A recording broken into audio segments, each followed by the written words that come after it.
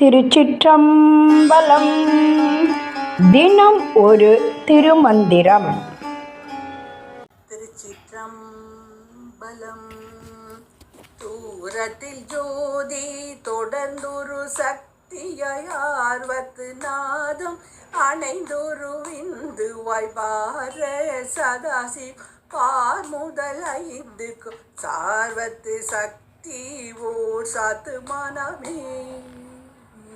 திருச்சிற்றம்பலம். தூரத்தில் ஜோதி தொடர்ந்தொரு சக்தியா என்று தொடங்கும் பாடலை இப்பொழுது நாம் காணப்போகிறோம். இந்த பாடல் பிரபஞ்ச படைப்பின் இறுதி நிலையை விளக்குகிறது. மிக தொலைவில் அருவ நிலையில் இருந்த இறைவன் எப்படி உருவ நிலைக்கு வந்து ஐந்தொழில்களை செய்கிறான் என்பதே இதன் சாரமாக விளங்குகிறது. தூரத்தில் ஜோதி தொடர்ந்தொரு சக்தியா என்று கூறுகிறார். நம் அறிவுக்கு எட்டாத மிக தொலைவான பரவெளியில் பேரொளியாக இருந்த இறைவன் அருள் தரும் சக்தியாக முதலில் வெளிப்படுகிறான். ஆர்வத்து நாதம் அணைந்தொரு விந்துவாய் உலகை படைக்க வேண்டும் என்ற பேரார்வத்தால் அந்த சக்தி நாதம், அதாவது ஒலி அதிர்வு மற்றும் விந்து ஒளி ஆற்றல் ஆகிய நிலைகளை அடைகிறது. பார சதாசிவம், நாதமும் விந்துவும் இணையும் போது சதாசிவம் என்ற திருவுருவம் தோன்றுகிறது. இதுவே அருவம். அருவம் என்றால் என்ன? உருவம் இல்லாதது மற்றும் உருவம் ஆகிய இரண்டுக்கும் இடைப்பட்ட நிலை. பார் முதல் ஐந்துக்கும் சார்வத்து சக்தி. நிலம், பார், நீர், நெருப்பு, காற்று, ஆகாயம் ஆகிய ஐம்பூதங்களையும் அவற்றால் ஆன உலகையும் இயக்குவதற்கு அந்த சதாசிவமூர்த்தியே சக்தியை துணையாக கொண்டு எல்லா பொருட்களிலும் சார்ந்து, அதாவது கடந்து நிற்கிறான் என்ற விளக்கத்தை தருகிறது. இதற்கு உதாரணமாக ஒரு ஆலமரத்தின் கதையை நாம் பார்க்கலாம். தூரத்து ஜோதி, விதைக்குள் இருக்கும் உயிர். ஒரு சிறிய ஆலமர விதை இருக்கிறது.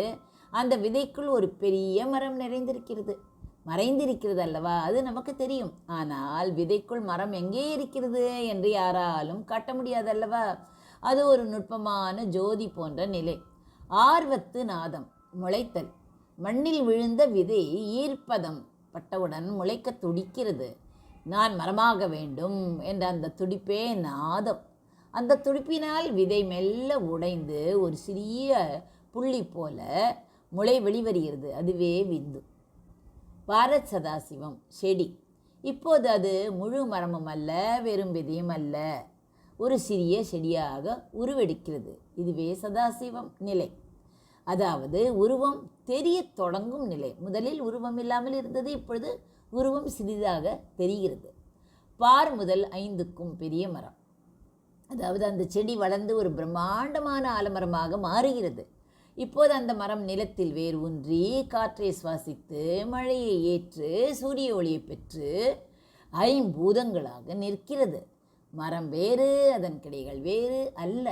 மரம் எப்படி விழுதாக, இலையாக, பழமாக எங்கும் பரவி இருக்கிறதோ அதுபோல இறைவன் இந்த உலகம் முழுவதும் சக்தியாக கலந்து நிற்கிறான். ஆஹா, எவ்வளவு அழகான விளக்கம் பாருங்கள். தத்துவ படி நிலைகளை நாம் இப்பொழுது காணலாம். இவர் கூறுகிறார் ஜோதி என்று கூறுகிறார். அது ஒரு நிலை. அதற்கு விளக்கமும் இருக்கிறது, தத்துவ பெயரும் இருக்கிறது. அந்த விளக்கம் என்ன? ஜோதி என்றால் அறிவுக்கு எட்டாத ஒளி. அது தத்துவ பெயர் என்ன? பரம் என்று நாம் கூறுவோம். சக்தி என்ற ஒரு நிலை இருக்கிறது, அது அருள் ஆற்றல். அதை தத்துவ பெயர் என்ன அழைக்கிறது? பறை என்று அழைக்கிறது. நாதமும் விந்துவும் ஒலி மற்றும் ஒளி புள்ளி. அது என்ன? தத்துவமாக சிவம், சக்தி, இணைத்தல், இணக்கம் என்று கூறலாம். சதாசிவம் என்ன? உருவமும் அருவமும் கலந்த நிலை, முகூர்த்த நிலை. ஐம்பூதங்கள், நாம் காணும் உலகம், பிரபஞ்சம். சுருக்கமாக சொன்னால், எட்டாத உயரத்தில் இருந்த இறைவன் நம் மீது கொண்ட கருணையால் ஆர்வத்தால் நாதமாகவும் விந்துவாகவும் இறங்கி வந்த சதாசிவ மூர்த்தியாக வடிவம் கொண்டு பின் இந்த ஐம்பூத உலகமாக நம்மோடு கலந்து விட்டான். இவ்வளவு அழகாக இருக்கிறது பாருங்கள் இந்த விளக்கம். தூரத்தில் ஜோதி தொடர்ந்தொரு சக்தியாய் ஆர்வத்து நாதம் அணைந்தொரு விந்துவாய் வார சதாசிவம் பார் முதல் ஐந்துக்கும் சார்வத்து சக்தி ஊர் சார்த்துமானாமே. நன்றி, வணக்கம். உமா பாலசுப்ரமணியன்.